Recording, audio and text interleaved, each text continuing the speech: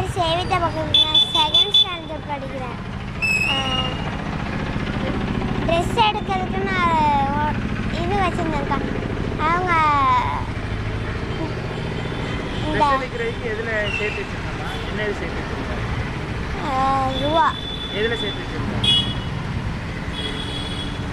பொம்மை உண்டியல்ல ட்ரெஸ் எடுக்கிறதுக்குன்னு சேர்த்து வச்ச பணத்தை வெள்ளத்தில் பாதிச்சவங்களுக்கு கொடுத்தேன்.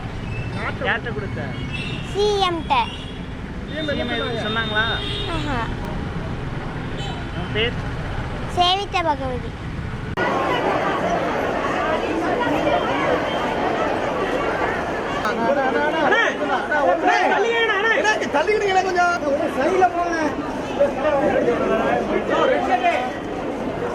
ஹலோ,